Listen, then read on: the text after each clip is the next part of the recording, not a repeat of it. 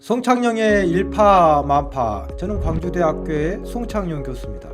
오늘은 지역 언론인이시자 지역 사회활동가이신 조선대학교 대외협력외래 교수님이신 조성철 교수님을 모셨습니다. 안녕하세요. 예, 안녕하세요. 반갑습니다. 예.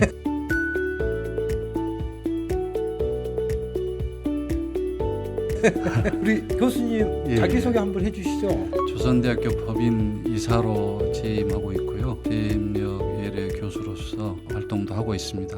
그리고 한평의 농어촌 기본소득 공동대표로 시민사회 활동이라고 할 수도 있고요. 민주당 정책위 부의장 등등등 여러 활동을 더불어민주당 하고 있습니다. 정책위 예. 부의장은 어떤 역할인가요, 이게? 중앙 정치라든지 중앙 어떤 그 정부 정책보다는 지방 정부 또 지역의 어떤 여러 현안 이런 부분 관련해서 의견을 제시한다거나 그런 활동을 한다고 보시면 되겠습니다. 주로 활동하시는 게 예. 저번에 오마이뉴스 광주 전라 본부장도 예, 하시네요. 한 17년 정도 2000년부터 재밌고 참 기억에 남는 거는 우리 노무현 대통령님 네. 대선 과정에서 노사모가 오마이뉴스 댓글창에서 시작을 했거든요. 그렇습니까? 예, 예. 처음 들어본 얘기입니다. 그리고 이제 사실 획기적인 언론 지형의 변화를 통해서 노무현 대통령님이 대통령이 되셨다 해도 과언이 아닐 정도로 어떤 현상의 이 변화를 경험했던 게 지금도 참 기억에 남습니다.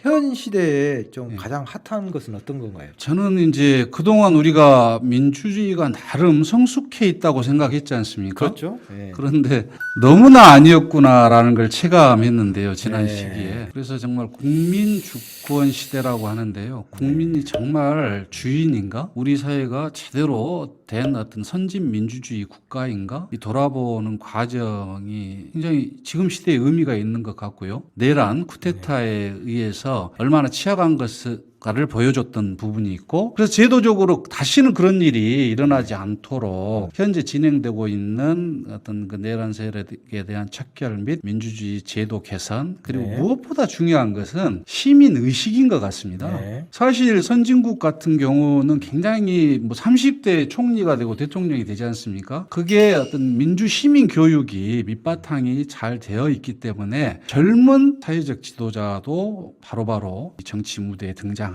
이런 부분도 있는데, 우리 사회는 어떻게 보면 좌우 편향적인 측면에서 굉장히 소모적 측면에서 교육이 실효성 있는 그런 측면에서 미진하지 않은가. 행안부 무슨 과제 때문에 시골에 갔다가 깜짝 놀랐는데 네. 옛날에 한 60가구 살았던 동네가 굉장히 60가구는 큰 동네인데 지금 한 8가구 살고 계셔. 할머니 5분 맞아요. 사시고 이런 데가 가득합니다 그래가지고 지금. 예, 그분들이 다 집에서 안 사시고 전기세 아끼신다고 예, 마을회관에서 마을회관에 같이 나오셔서 이렇게 식사하시고 막 이러시더라고. 그래서 그렇습니다. 근데 그분들이 대부분이 또 나이가 연로하셔갖고 몇 년 후면은 심각하겠더라고요. 이게. 그렇습니다. 자, 그런 측면에서 농어촌 기본소득 한평본부 상임 대표 공동 대표로 있습니다. 지금 어떻게 바라보고 계세요?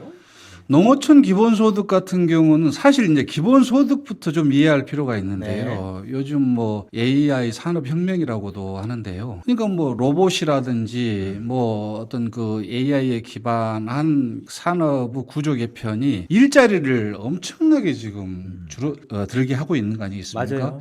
교수님들도 상당히 위협받고 있다고도 이야기하기도 하는데요. 그래서 사실 이렇게 일자리가 줄어들면 생산력은 엄청나게 느는 거 아니겠습니까?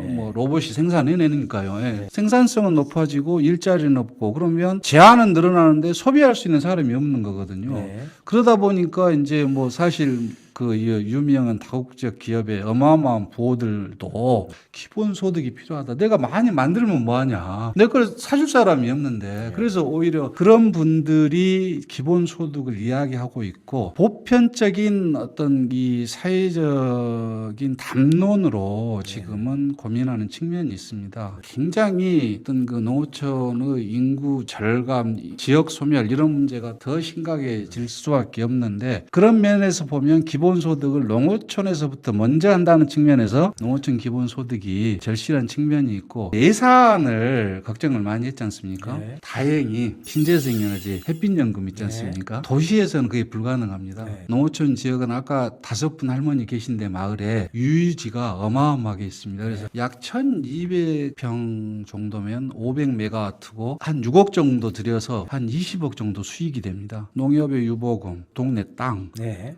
이것을 이제 공영 개발하면은 거기서 얼마든지 예산 문제가 해결이 되기 때문에 농어촌 기본소득 부분은 충분히 가능한 부분이 있고 네. 그리고 대통령께서 지금 뭐 요즘 업무보고 과정에서 행안부라든지 농축산부 장관들 기획예산처라든지 이런 데 협의해가지고 빨리빨리 해라. 장관이 뭐 500곳 한다니까. 아이고 얼렁얼렁해서 몇만 곳 해야지. 한전에서도 개톤솔로 작기 때문에 빨리 해줄 수 있다. 좀 빨리빨리 해라. 그래서 모든 게 지금 어떻게 보면 특히 농어촌에 계신 분들의 생활 개선을 통해서 그 지역 발전의 동력을 만들 수 있는 새로운 계기가 시작되고 있다. 그것이 농어촌 기본 소득이 될 수도 있다. 그런 말씀 드리고 싶네요. 만약에 지방이 소멸되고 난 다음에 예. 다시 뭔가 지방을 살리려고 하면 굉장히 힘들 거라고 저는 생각해요. 그렇습니다. 지역 정치 예. 좀 문제가 좀 있지 않나요? 전남에 가보면요. 정치인들한테 첫 번째 질문이 지역 주민이 뭔지 아십니까? 네, 뭡니까? 돈 있으세요?입니다.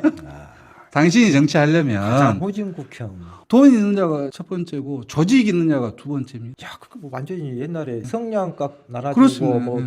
빨래비누 날아주고 막걸리 고무신 날아주고 정치. 하는 예. 그 옛날 60년대 민주주의가 다시 도래된 겁니까? 뭡니까 이게? 도래해져 있고요. 재난 수준 그 몇만 안 되는 뭐 단체장 뽑는데 30억이니 50억이니 하하. 그래서 그 돈으로 성공한다고 치면 그 동네 정치와 행정이 어떻게 되겠습니까? 전남에 2만 대 인구가 있는 곳이 한 4개 군이 있고요. 3만 5만 뭐 대강 그렇거든요. 근데 예산은 거의 뭐 6천억에서 8천억 9천억까지 됩니다. 그 조그만 기초단체에서 어마어마한 돈을 그러니까 지방자치단체가 기업이고 권력이고 어마어마한 조직이고 뭐 이건 대통령보다 더한 권력이라고까지 이야기를 하거든요. 정치의 폐해가 경북과 전남에서 있다는 부분이 요즘 많이 회자되고 있기도 하고 그걸 극복하기 위해서 사실 이재명 대통령님이나 우리 정청래 당대표님도 호남 정치 복원이라는 것을 과정에서 말씀하시잖아요. 거기에 대한 이야기인 거예요. 사실 정치의식은 굉장히 높고 또 민주당의 정치를 어떻게 보면 주도하기도 하고 전국 정치에 있어서도 의미 있는 정치 활동을 하지 않습니까? 근데 안으로 들어보면 이 정치가 엉망진창이 돼 있는 곳이 전남이라는 게 지금 마을 공동체 사업이라든지 도시 재생 사업이라든지 이런 부분도 있는데 거기에 꼭 시민의식 개선 내용을 의무적으로 넣게 해야 된다고 생각을 하거든요. 아, 매우 중요한 일. 예.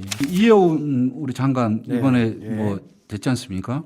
지명자로 됐죠. 그렇습니다. 네. 예전에 유승민 의원이나 이혜원 의원 이렇게 광주에 오셨을 때 만나서 대화를 해보면 굉장히 합리적인 그런 이 보수 네. 이런 분들이 사실은 보수의 한 축을 빨리 담당해야 된다는 생각을 합니다. 네. 좌우 날개가 균형감 있게 돼야지 국회에서라든지 중앙정부에서 보수가 빨리 복원이 돼야 되고 중앙에서부터 좋은 정치, 사회 개혁, 혁신, 효능감 있는 특히 이 지방자치 뿔뿔이 민주주의를 성공시켜내는 부분에 대해서 그것이 선차적으로 빨리 좀 정치가 제대로 안착됐으면 하는 바람이 있고요. 그걸 실행을 하는 과정에서 현장에서 빨리빨리 바꿔줘야 되거든요. 이렇게 하면 의미 있는 정치가 되고 지방 정치가 개선이 되고 또 그런 과정이 선순환 과정이 계속되면 또 중앙에서 법을 바꿔주고 또 이렇게 되다 보면 좀 더 속도감 있게 변화를 줄 수 있다 이런 네. 생각이 드는 부분이 있고요. 교수님 어떡할까요? 시간이 다 돼버려가지고.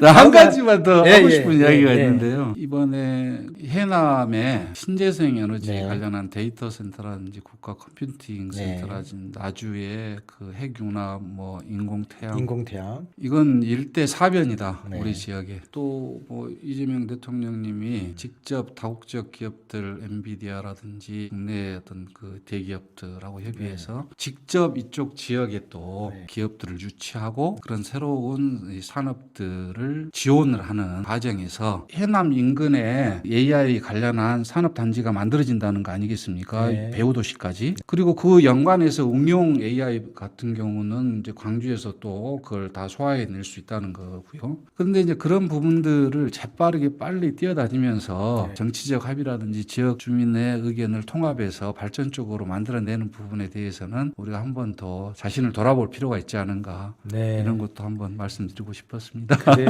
우리 조성철 교수님, 농어촌 기본소득이라든가 또 정치, 지방정치 회복 그리고 지방 소멸에 대해서 굉장히 실효적이고 또 진정성 있는 어떤 대안을 얘기한 것 같고요. 굉장히 전문성 있고 공부를 많이 하신 것 같아요. 다음에 또 한번 예. 모시도록 하겠습니다. 아유, 너무 감사합니다. 예. 예. 우리 조선대학교의 대외협력 외래 교수이신 조성철 교수님과 오늘 재미있는 지방에 대한 어떤 얘기를 나눈 것 같습니다. 감사합니다. 감사합니다, 교수님. 예.